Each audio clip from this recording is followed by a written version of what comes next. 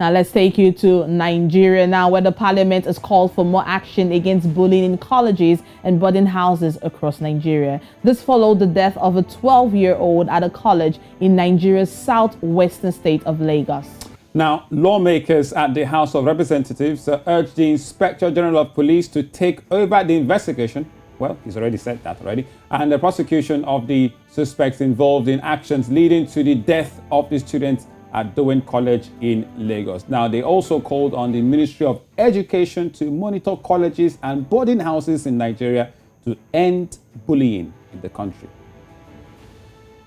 These recent developments in our boarding schools is something that really call for, attention of the lawmakers, because these children that are being wasted, these children that are being molested, are the children that we are representing. They are our constituents. So we cannot watch this kind of situation happening in our boarding schools across the entire country.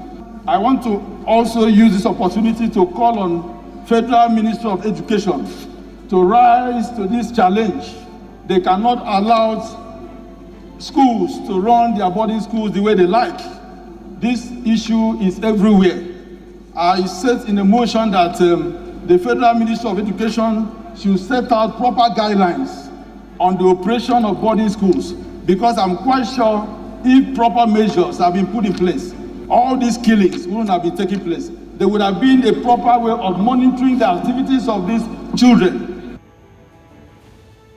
All right, so lawmakers in Nigeria are debating that issue and also making calls on the federal government, and also police and the Ministry of Education to take over and see what can be done to stop bullying. Lisa, he has come out to say they need to monitor the way the boarding houses and colleges are being made or are being facilitated, but that's not new. It's it's actually there. Yeah. It's actually there. I know the federal. You could almost feel the helplessness. The Ministry of Education goes around these schools from time to time. They check to ensure that the environment is of the standards it should be, to ensure that the quality of education being given to these children is of the standard it should be. So what he's coming out to say is already there. Well, we need something else. Yeah. This is not news. The laws are there. That's quite clear. Just to give you an update on that story, we talked about it yesterday. One of the biggest news in Nigeria over the weekend, the death of Sylvester Oromoni, 12-year-old, allegedly killed after being beaten and bullied in his school, Dowen College, which clearly made the news media a couple of